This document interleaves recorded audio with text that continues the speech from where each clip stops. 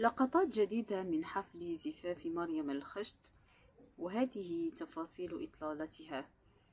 نشرت الفنانة المصرية مريم الخشت لقطات جديدة من حفل زفافها الذي أقيم أمس على شاب من خارج الوسط الفني يدعى أحمد أباظة، وسط حضور عدد كبير من نجوم الفن والأصدقاء.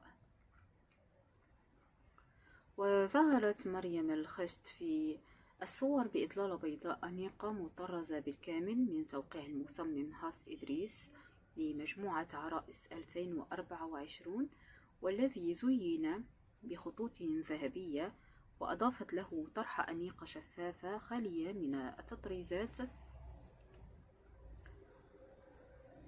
مكتفة بالتطريزات اليدوية التي ملأت الفستان بالكامل على شكل نجوم بسيطة. ومن الناحية الجمالية رفعت مريم الخشت شعرها إلى الأعلى، ووضعت الطرحة في منتصف الرأس. وفي منتصف حفل الزفاف غيرت تصفيفة شعرها بعد أن قامت بإزالة الطرحة لكي تشعر براحة أكبر.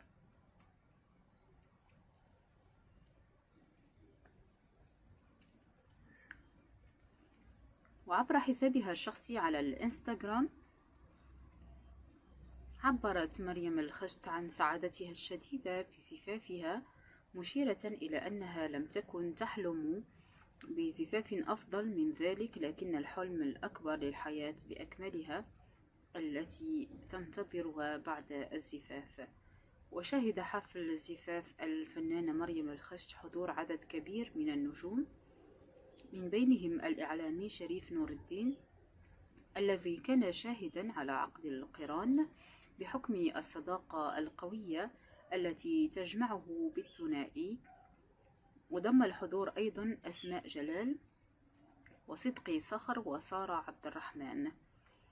وعبر شريف نور عن مشاعره تجاه زواج مريم قائلا: أمس شعرت وكأن أختي هي التي تتزوج، ومع أنني لا أملك أخوات فلن أشعر بهذا الإحساس مرة أخرى.